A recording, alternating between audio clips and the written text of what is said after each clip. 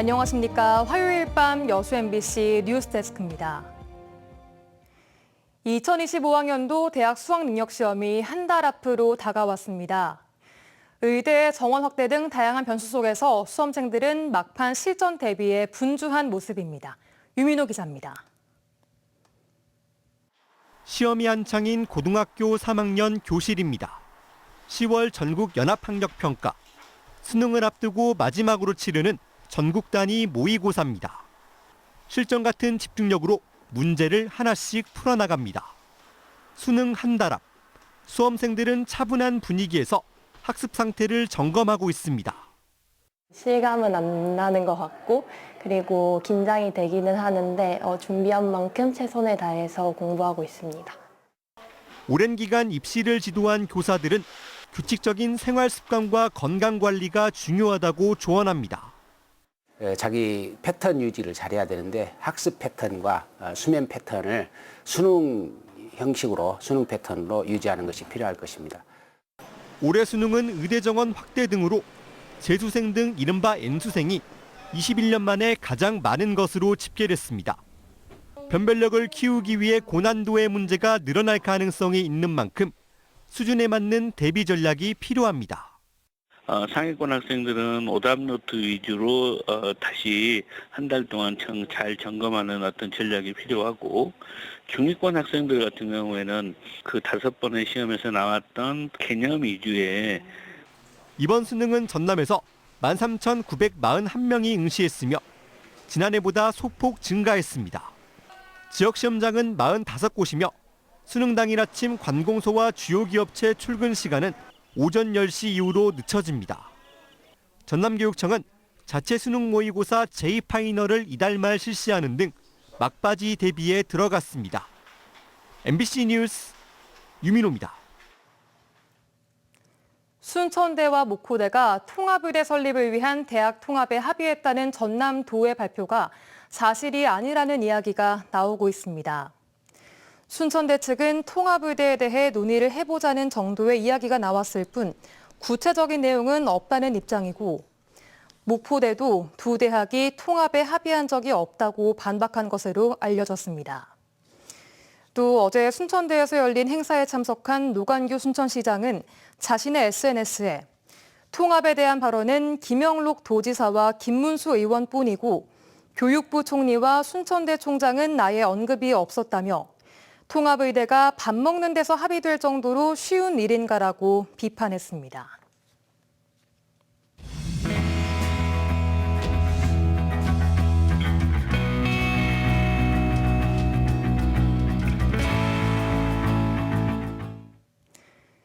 지난 8월 여수의 한 농수산물 직판장이 공산품까지 취급해 논란이 일고 있다는 내용 보도해드렸는데요.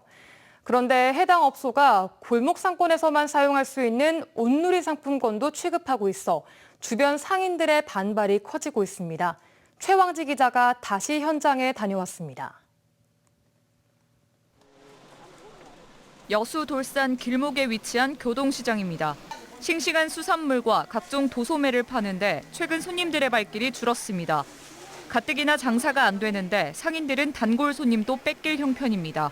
돌산에가 큰 마트가 생겨서 엄마들이 여기를 못 나오겠다 그래요, 재래시장을. 정부가 전통시장 활성화를 위해 발행하는 온누리 상품권. 소상공인을 위한 화폐다 보니 사용처는 제한적입니다. 그런데 돌산의 대형업소가 온누리 상품권도 취급하면서 논란이 일고 있습니다.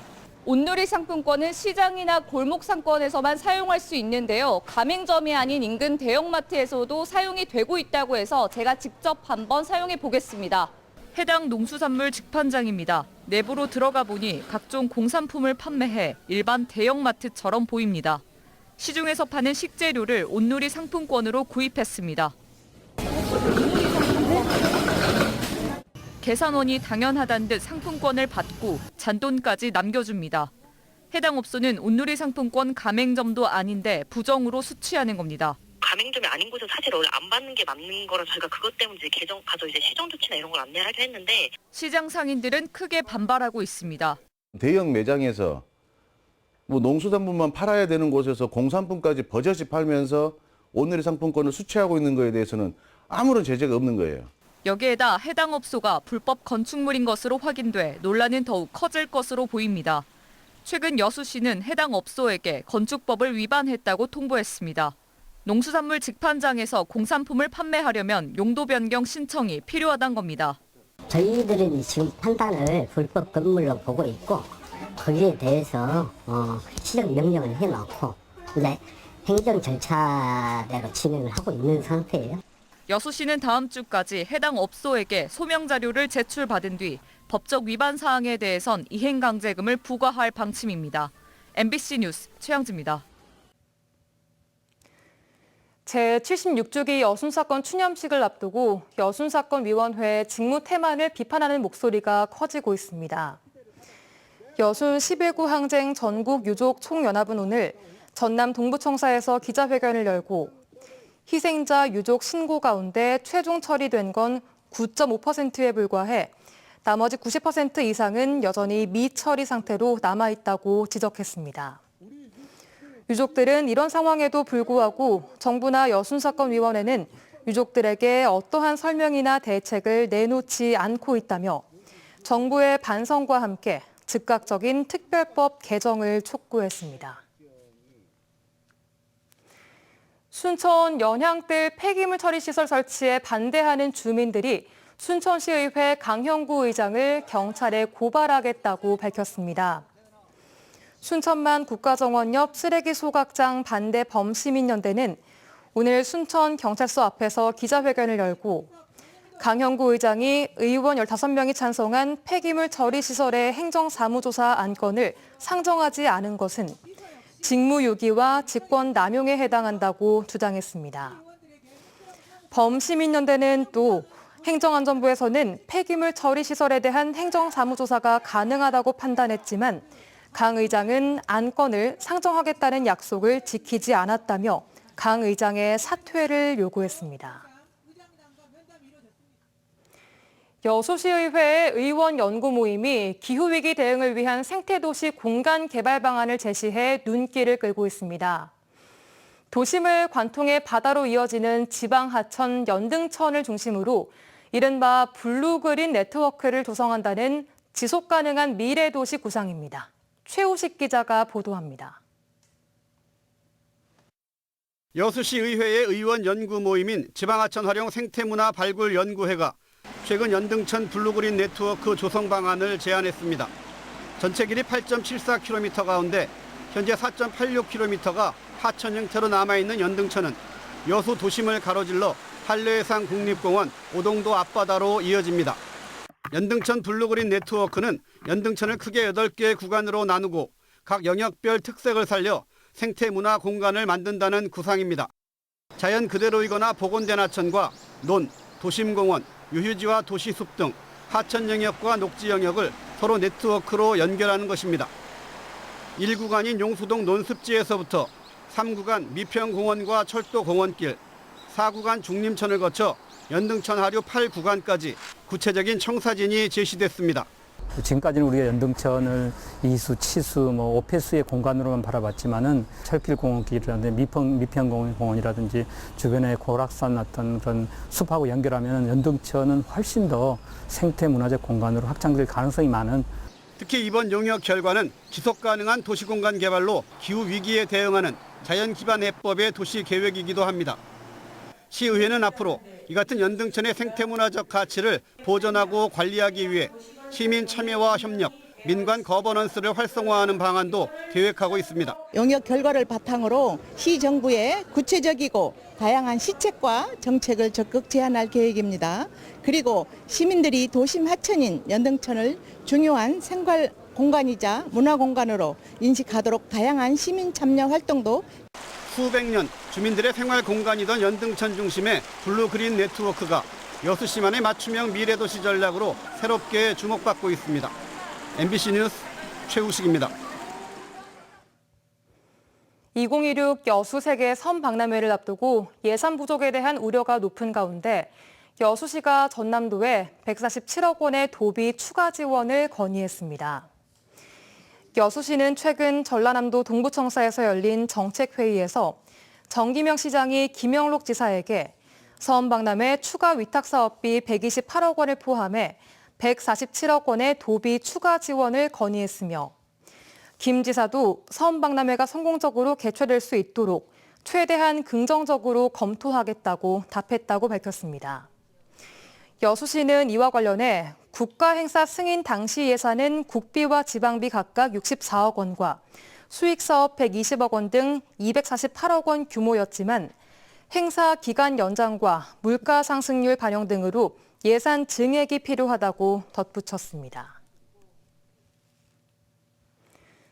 섬 지역발전소에서 일하는 하청 노동자들에게 해고를 통보한 한전을 상대로 특별 근로감독을 해야 한다는 지적이 나왔습니다.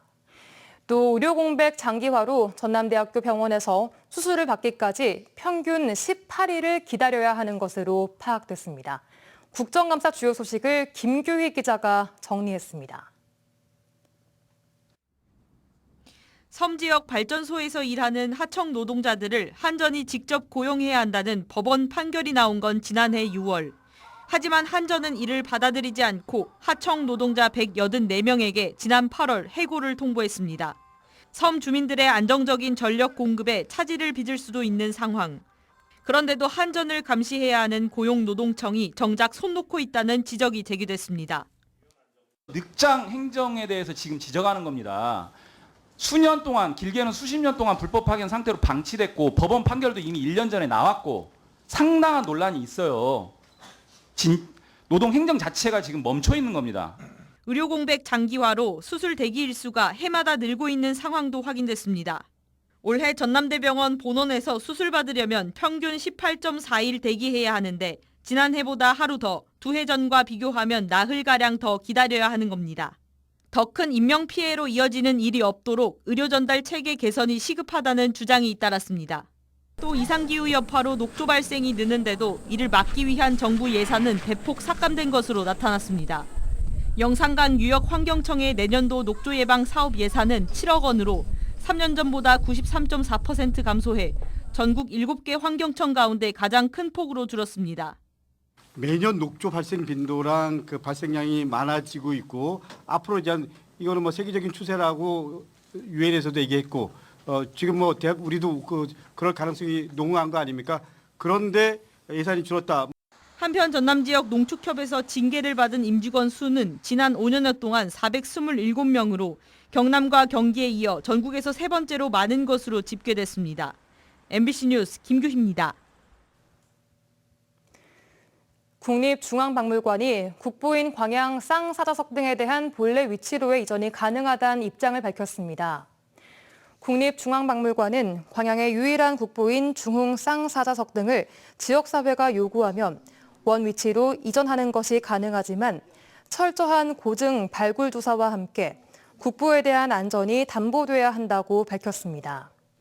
광양 쌍사자석 등 제자리 찾기 추진위는 최근 국가유산이 원래 자리에 있어야 그 의미와 가치가 빛날 수 있고 지역민들도 석등이 원 위치로 돌아오기를 소망하고 있다며 시민 5만 명의 염원을 담은 서명서와 건의문을 국립중앙박물관에 전달했습니다.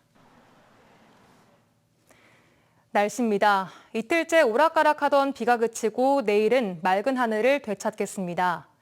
전남 동부 지역의 내일 아침 최저 기온은 16도에서 20도, 낮 최고 기온은 26도에서 28도로 평년 기온을 웃도는 날씨가 이어지겠습니다. 바다의 물결은 남해서부 앞바다에서 최고 1m, 먼바다에서는 최고 2m로 일겠습니다. 여수의 만조시각은 오전 8시, 간조시각은 오후 1시 59분입니다. 내일과 모레는 일교차가 10도 안팎으로 크게 벌어지겠으니 건강관리에 유의하시기 바랍니다. 여수시가 민선 8기 공약사항 이행 점검을 위해 시민 공약평가단을 구성하고 본격적인 운영에 들어갔습니다. 여수시는 최근 성별과 나이, 지역을 안배해 18세 이상 시민 33명을 시민 공약평가단으로 최종 선발했으며 다음 달까지 3차례 회의를 거쳐 공약사항 이행 여부를 점검하고 변경 조정 사항에 대한 의견을 제시할 예정이라고 밝혔습니다.